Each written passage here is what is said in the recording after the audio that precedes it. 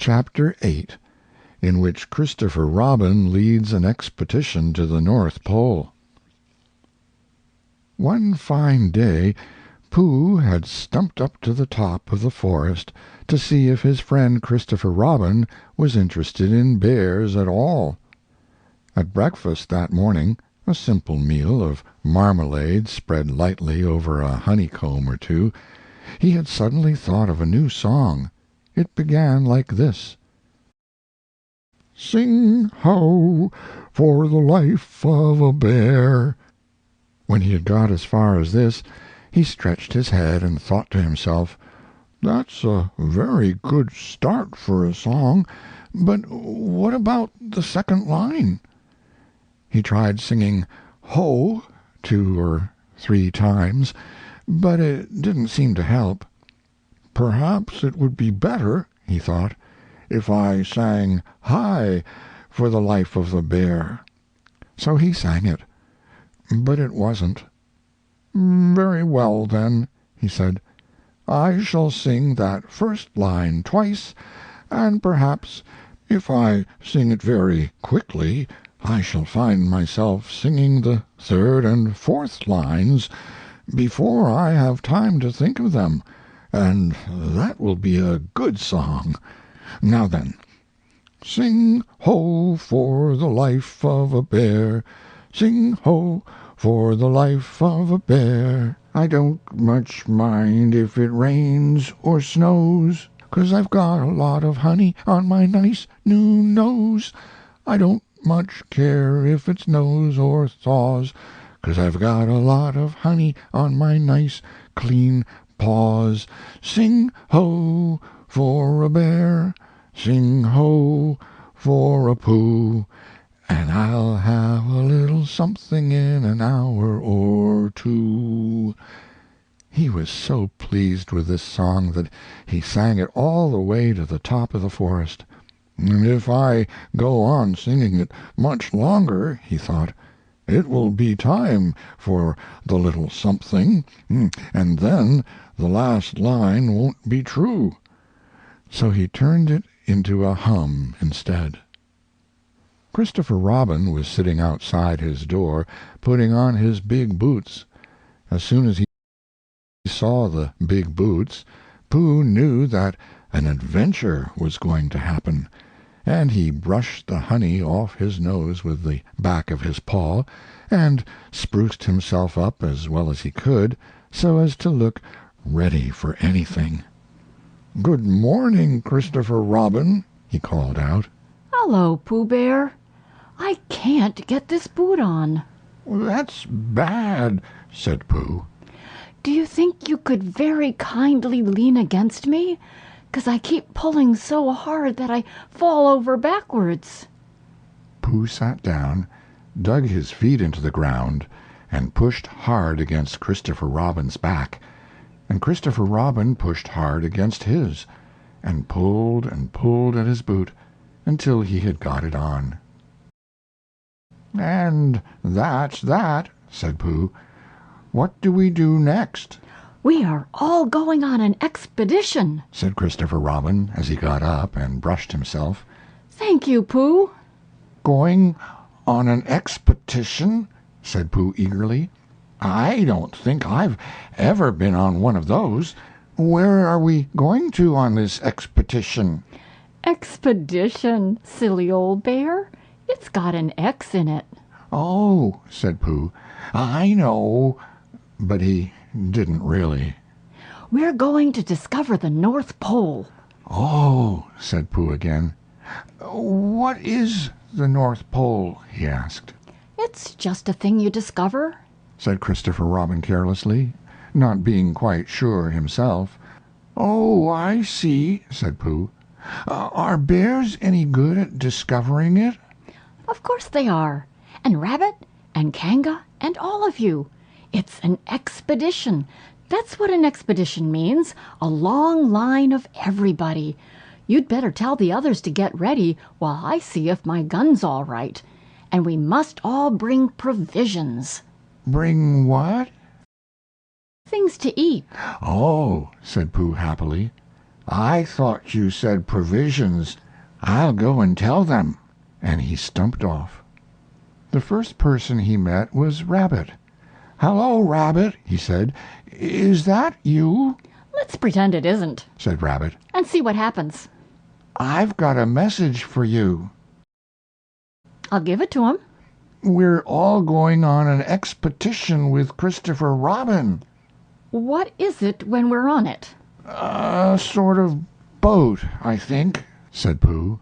Oh, that sort. "Yes, and we're going to discover a pole or something, or was it a mole? Anyhow, we're going to discover it," We are we? said Rabbit. "Yes, and we've got to bring things to eat with us, in case we want to eat them. Now I'm going down to Piglet's. Tell Kanga, will you?" He left Rabbit and hurried down to Piglet's house. The piglet was sitting on the ground at the door of his house, blowing happily at a dandelion, and wondering whether it would be this year, next year, sometime, or never. He had just discovered that it would be never, and was trying to remember what it was, and hoping it wasn't anything nice, when Pooh came up. "Oh, Piglet," said Pooh excitedly, "we're going on an expedition, all of us, with things to eat, to discover something." To discover what? said Piglet anxiously. "Oh, just something. Nothing fierce? Christopher Robin didn't say anything about fierce. He just said it had necks," It isn't their necks I mind. said Piglet earnestly. It's their teeth. But if Christopher Robin is coming, I don't mind anything. In a little while they were already at the top of the forest, and the expedition started. First came Christopher Robin and Rabbit, then Piglet and Pooh, then Kanga with Roo in her pocket, and Owl, then Eeyore, and, at the end, in a long line, all Rabbit's friends and relations. I didn't ask them. Explained Rabbit carelessly. They just came. They always do. They can march at the end after Eeyore. "What I say," said Eeyore, "is that it's unsettling. I didn't want to come on this what Pooh said. I only came to oblige, but here I am, and if I am the end of the what we're talking about, then let me be the end. But if every time I want to sit down for a little rest I have to brush away half a dozen of Rabbit's smaller friends and relations first, then this isn't an whatever it is at all. It's simply a confused noise. That's what I say." I see what Eeyore means, said Owl. if you ask me. "I'm not asking anybody," said Eeyore. "I'm just telling everybody. We can look for the North Pole, or we can play Here We Go Gathering Nuts and May with the end part of an ant's nest. It's all the same to me." There was a shout from the top of the line. Come on! Called Christopher Robin. "Come on!" Come on! Called Pooh and Piglet. Come on! Called Owl. We're starting. Said Rabbit. I must go. And he hurried off to the front of the expedition with Christopher Robin. "All right," said Eeyore. "We're going. Only don't blame me." So off they all went to discover the pole, and as they walked they chattered to each other of this and that, all except Pooh, who was making up a song. "This is the first verse," he said to Piglet, when he was ready with it. First verse of what? "My song." What song? "Well, this one." Which one? "Well, if you listen, Piglet, you'll hear it." How do you know I'm not listening? Pooh couldn't answer that one, so he began to sing. They all went off to discover the pole, Owl and Piglet and Rabbit and all. It's a thing you discover, as I've been told, by Owl and Piglet and Rabbit and all. Eeyore, Christopher, Robin, and Pooh, and Rabbit's relations all went too, and where the pole was none of them knew. Sing hey for Owl and Rabbit and all. Hush, Said Christopher Robin, turning round to Pooh. we're just coming to a dangerous place. Hush, said Pooh, turning round quickly to Piglet. Hush, Said Piglet to Kanga. hush, Said Kanga to Owl, while Roo said hush several times to himself very quietly. hush. Said Owl to Eeyore. Hush, said Eeyore in a terrible voice to all Rabbit's friends and relations, and hush, they said hastily to each other all down the line, until it got to the last one of all, and the last and smallest friend and relation was so upset to find that the whole Expotition was saying hush to him that he buried himself head downwards in a crack in the ground, and stayed there for 2 days until the danger was over, and then went home in a great hurry, and lived quietly with his aunt ever afterwards. His name was Alexander Beetle. They had come to a stream which twisted and tumbled between high rocky banks, and Christopher Robin saw at once how dangerous it was. It's just the place He explained. for an ambush. What sort of bush? Whispered Pooh to Piglet. A gorse bush? My dear Pooh, Said Owl in his superior way. don't you know what an ambush is? Owl, Said Piglet, looking round at him severely. Pooh's whisper was a perfectly private whisper, and there was no need. An ambush Said Owl. is a sort of surprise. So is a gorse bush sometimes, said Pooh. An ambush, as I was about to explain to Pooh, Said Piglet. is a sort of surprise. If people jump out at you suddenly, that's an ambush. Said Owl. It's an ambush, Pooh, when people jump at you suddenly. Explained Piglet. Pooh, who now knew what an ambush was, said that a gorse bush had sprung at him suddenly one day when he fell off a tree, and he had taken 6 days to get all the prickles out of himself.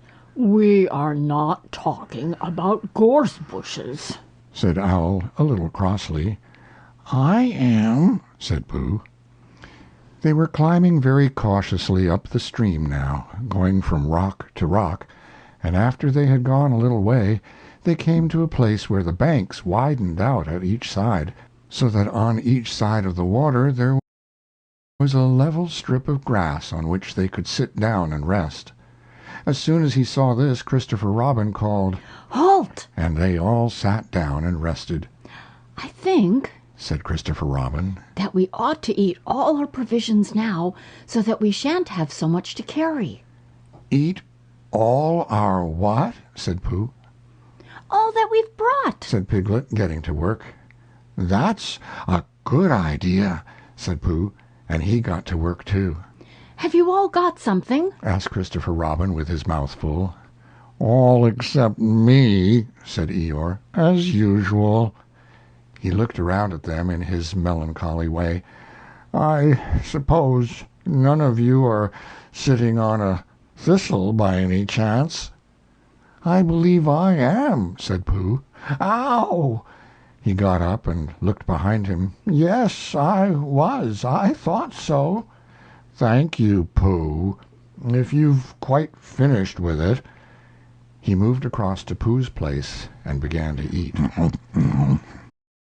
It don't do them any good, you know, sitting on them, he went on, as he looked up munching. Takes all the life out of them. Remember that another time, all of you. A little consideration, a little thought for others makes all the difference. As soon as he had finished his lunch, Christopher Robin whispered to Rabbit, and Rabbit said, Yes, yes, of course. and they walked a little way up the stream together. I didn't want the others to hear. Said Christopher Robin. Quite so. Said Rabbit, looking important. I wondered, it's only... Rabbit, I suppose you don't know. What does the North Pole look like? Well, said Rabbit, stroking his whiskers. Now you're asking me. I did know once, only I've sort of forgotten. Said Christopher Robin carelessly. It's a funny thing, said Rabbit. But I've sort of forgotten too, although I did know once. I suppose it's just a pole stuck in the ground?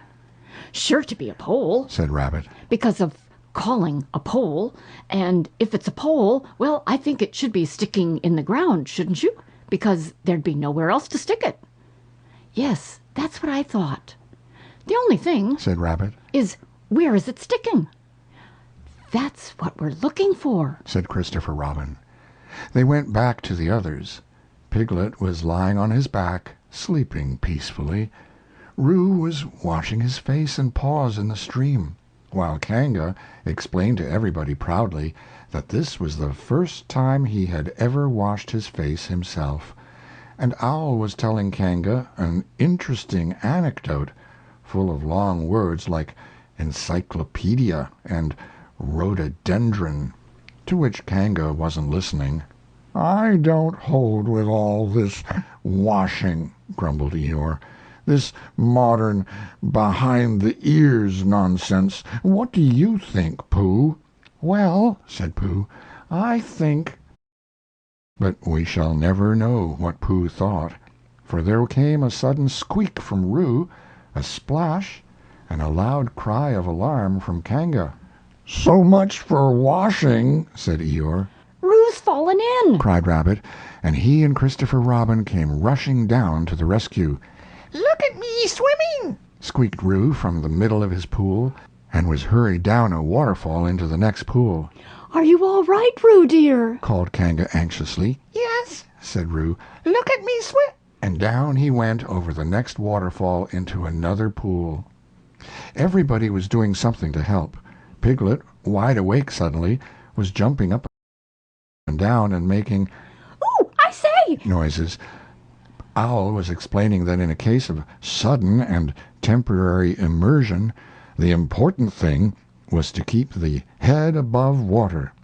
Kanga was jumping along the bank, saying, "Are you sure you're all right, Roo, dear?" to which Roo, from whatever pool he was in at the moment, was answering, "Look at me swimming!"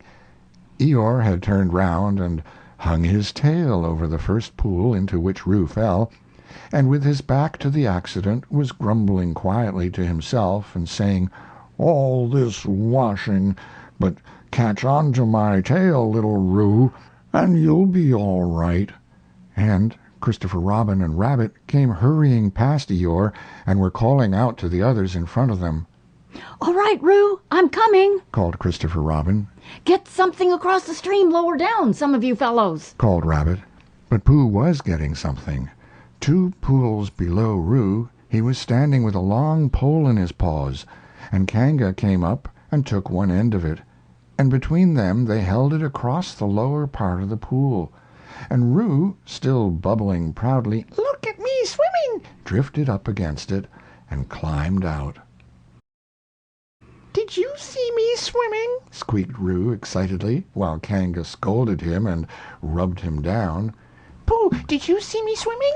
That's called swimming, what I was doing. Rabbit, did you see what I was doing? Swimming! Hello, Piglet. I say, Piglet, what do you think I was doing? Swimming! Christopher Robin, did you see me?" But Christopher Robin wasn't listening. He was looking at Pooh. "Pooh, He said. where did you find that pole?" Pooh looked at the pole in his hands. "I just found it," he said.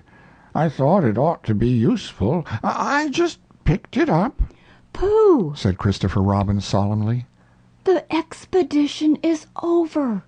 You have found the North Pole." "Oh," said Pooh. Eeyore was sitting with his tail in the water when they all got back to him.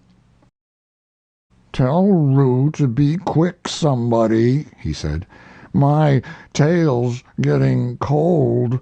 I don't want to mention it, but I just mention it. I don't want to complain, but there it is. My tail's cold." "Here I am," squeaked Roo. "Oh, there you are." "Did you see me swimming?" Eeyore took his tail out of the water and swished it from side to side. "As I expected," he said. "Lost all feeling. Numbed it. That's what it's done. Numbed it. Well, as long as nobody minds, I suppose it's all right." Poor old Eeyore. I'll dry it for you, said Christopher Robin, and he took out his handkerchief and rubbed it up. "Thank you, Christopher Robin. You're the only one who seems to understand about tails. They don't think. That's what's the matter with some of these others. They've no imagination. A tail isn't a tail to them. It's just a little bit extra at the back." Never mind, Eeyore, said Christopher Robin, rubbing his hardest. Is that better? "It's feeling more like a tail, perhaps. It belongs again, if you know what I mean." "Hello, Eeyore," said Pooh, coming up to them with his pole. "Hello, Pooh. Thank you for asking, but I shall be able to use it again in a day or two." "Use what?" said Pooh. "What we are talking about." "I wasn't talking about anything," said Pooh, looking puzzled. "My mistake again. I thought you were saying how sorry you were about my tail being all numb, and could you do anything to help?" "No," said Pooh.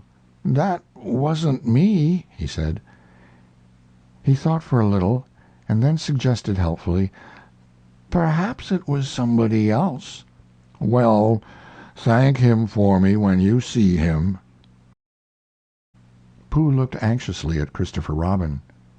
Pooh's found the North Pole, said Christopher Robin. Isn't that lovely?